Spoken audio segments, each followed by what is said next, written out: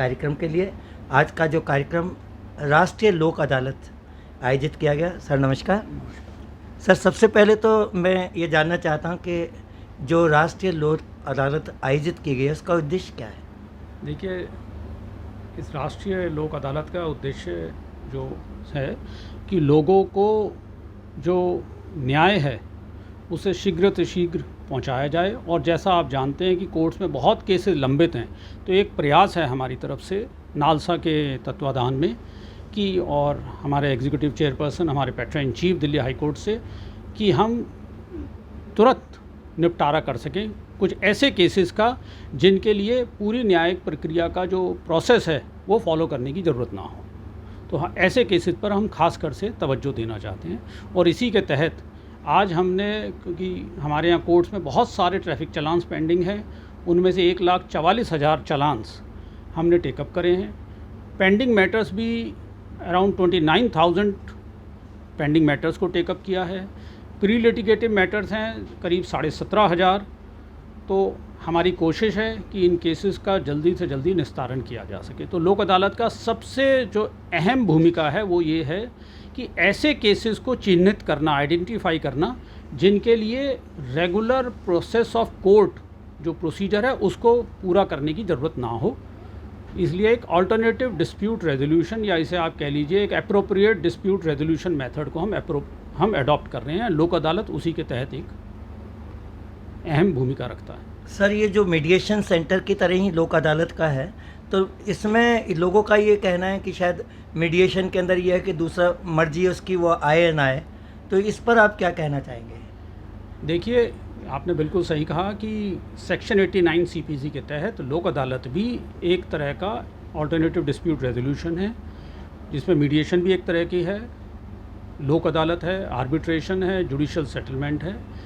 ये बात आपने बिल्कुल सही कही कि मीडिएशन एक वॉलंटरी प्रोसेस है, पर ये मैं आपको क्लियर करना चाहूँगा कि यहाँ पर भी हम कोई फोर्स नहीं करते। लोक अदालत में हम किसी तरह का कोर्सिव प्रोसेस यूज़ नहीं करते। हम सिर्फ उन केसेस को आइडेंटिफाई करते हैं जिनका जल्द से जल्द आपसी सुलह से समझौता हो सके। तो इसमें दोनों पार्टीज़ आती हैं, और ऐसे केसेस का जिनका आपसी सुलह से समझौता हो सकता है उसमें हम मदद करते हैं। सर हमारे समाज में एक बहुत बड़ी भ्रांति है, जो लोग सोचते हैं कि जब हम किसी चीज़ को निःशुल्क प्राप्त करते हैं तो उन्हें लगता है कि शायद उसमें क्वालिटी ऑफ वर्क भी ऐसा ही होगा।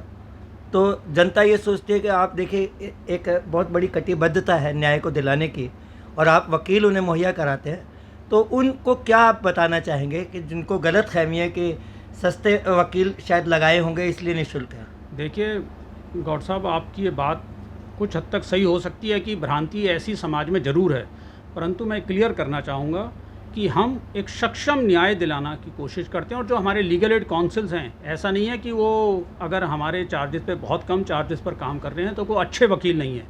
हम सिलेक्शन करते हैं और उसमें कोशिश करते हैं कि अच्छे कॉम्पिटेंट कैपेबल लॉयर्स को आइडेंटिफाई किया जाए, और उन्हें केसेस की प्रकार के हिसाब से ही उन केसेस जो उनमें उनकी सक्षमता होती है जिस फील्ड में, उसी प्रकार के केसेस उनको दिए जाते हैं। और जो हमारा सक्सेस रेट है उससे ये आप देख पाएंगे, जान पाएंगे। और मैं आपके माध्यम से जनता को बताना चाहूँगा कि बहुत ही सक्षम और कैपेबल वकील जो हैं वो लीगल एड से जुड़े हुए हैं, और जिनकी सेवाओं के तहत हम मुफ्त और अच्छा न्याय और शीघ्र न्याय दिलाने की कोशिश करते हैं। सर लीगल अथॉरिटी की तरफ से मैंने देखा है कि क्लस्टर में भी काफ़ी काम लीगल अथॉरिटी कर रही है। क्या इस तरह का प्रयास दिल्ली के गांव तक भी पहुंच रहा है, और किस तरह के कार्यक्रम से पहुंच रहा है? बिल्कुल, हम गांव में जगह जगह जाकर अपने कैंप्स लगाते हैं, अवेयरनेस कैंप्स करते हैं। और हमने अभी स्कूलों में एमसीडी के और डायरेक्टरेट ऑफ एजुकेशन के स्कूल्स में करा, जिनमें बच्चों के माध्यम से उन्हें बच्चों को हमने पॉक्सो के बारे में, सेक्सुअल ऑफेंसेस के उनके बारे में अवेयर कराया, गुड टच बैड टच के बारे में, और उनके माध्यम से उनके परिवारों में भी जाने की हम कोशिश कर रहे हैं। और हम दिल्ली के हर गाँव में अपने कैंप्स लगा रहे हैं और लोगों में ये अवेयरनेस फैला रहे हैं। आपके यहाँ एक इनिशिएटिव है युवाओं के लिए PLV का, इस बारे में कुछ बताना चाहेंगे? बिल्कुल, हम ना सिर्फ लॉ कॉलेज में पढ़ने वाले छात्राओं को, बल्कि और भी इंस्टीट्यूट्स में जो बच्चे पढ़ रहे हैं उनको एक से 4 दिन का ओरिएंटेशन कोर्स करके अपना पीएलबी पैरालीगल वॉलंटियर की ट्रेनिंग देते हैं और अपने अलग अलग तरह की गतिविधियों में उन्हें साथ जोड़ते हैं। जैसा कि आज आपने देखा होगा कि यहाँ लीगल एड में ये लोक अदालत करने में भी उनकी बड़ी अहम भूमिका रही है।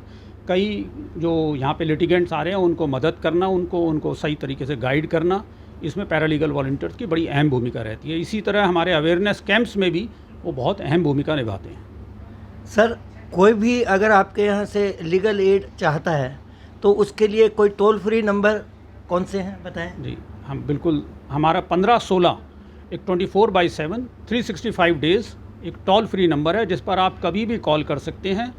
आपके को ज़रूर उस पर रिस्पॉन्स मिलेगा और हमारी कोशिश रहती है कि हम आपको उस पर संपर्क करने के बाद जिस तरह की सहायता आपको चाहिए वो हम आपको प्रोवाइड कर सकें। और मैं ये भी बताना चाहूँगा कि अगर आप किसी ऐसी अवस्था में हैं, शारीरिक या किसी भी और वजह से, पारिवारिक समस्या से, कि आप हमारे तक नहीं पहुँच सकते, जो हमारे फ्रंट ऑफिसेज़ खुले हुए हैं, आप हमें कॉल करिए। हमारे तरफ से कोई ना कोई रिप्रेजेंटेटिव, कोई लीगल एड काउंसिल आपके पास पहुँचेंगे और आपकी सहायता करेंगे। सर, आपने ये बहुत अच्छी बात बताई। मैं इसमें एक बात और पूछना चाह रहा था कि जो युवा हैं, आने वाली पीढ़ी, उसको अगर हम शिक्षित बनाना चाहते हैं तो क्या Delhi state legal service authority कानूनी शिक्षा को भी पाठ्यक्रम में शामिल करने के लिए कुछ प्रयासरत है? जी, लीगल लिटरेसी जो है वो हमारा एक मैंडेट है लीगल सर्विसेज अथॉरिटीज़ एक्ट में, और इसके लिए हम जगह जगह समय समय पर legal awareness, legal literacy camps organise करते हैं और युवाओं को खासकर से अपने राइट्स एंड ड्यूटीज़ के बारे में अवगत कराते हैं।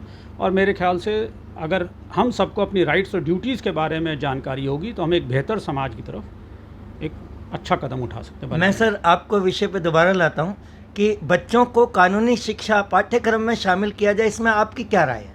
इस बारे में हम बहुत ही जल्द एक शुरुआत करने वाले हैं। हम एमसीडी और डायरेक्टरेट ऑफ एजुकेशन के साथ हमारी बातचीत चल रही है कि हम जल्दी ही एक ऐसा पाठ्यक्रम उनके साथ साझा करने वाले हैं जो उनके रेगुलर करिकुलम का पार्ट होगा और जो बच्चों को रेगुलर उसमें उनके यहाँ वीकली या मंथली, बाई मंथली बेसिस पर उनको उसमें बताया जाएगा। सर, लीगल अथॉरिटी में आप कुछ समय से जुड़े हैं क्योंकि अभी नया दायित्व लिया है, कोई एक अच्छा सा एक्सपीरियंस आपका जिसमें आपको बड़ी सेटिस्फैक्शन हुई हो कोई प्रयास करके?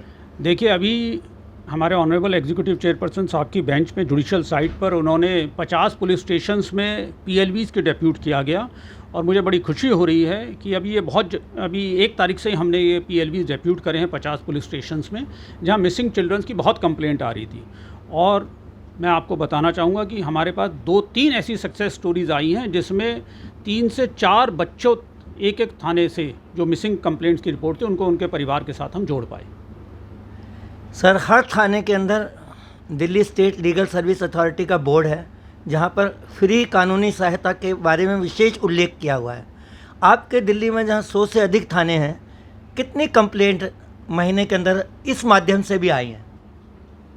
देखिए, हमारे पास हमने अपने जो बोर्ड्स लगाए हुए हैं सभी पुलिस स्टेशंस में, हम लोगों को अवगत कराना चाहते हैं कि कौन कौन आपके क्या क्या अधिकार हैं, हम आपकी किस तरीके से मदद करते हैं। और हमारे 15-16 पे जो कॉल्स आती हैं और जो हमारे फ्रंट ऑफिस पे रिस्पांस आता है, हमारे सेक्रेटरीज़ के पास आता है, उससे मैं बड़े हर्ष के साथ ये कह सकता हूँ कि हमें बहुत अच्छा रिस्पांस मिल रहा है। सर, आप आज के कार्यक्रम को लेकर जनता को क्या संदेश देना चाहेंगे? मैं यही कहूँगा कि आगे भी हम ऐसी लोक अदालत करते रहेंगे, तो और ऐसे कुछ भी आपके दिक्कत हैं, कानूनी कोई आप पेचीदगियों में फंसे हुए हैं, आप हमें संपर्क करें, जहां तक संभव होगा हम आपकी मदद पूरी तरीके से करें। एक बार फिर आपका धन्यवाद। और हमारे बीच थे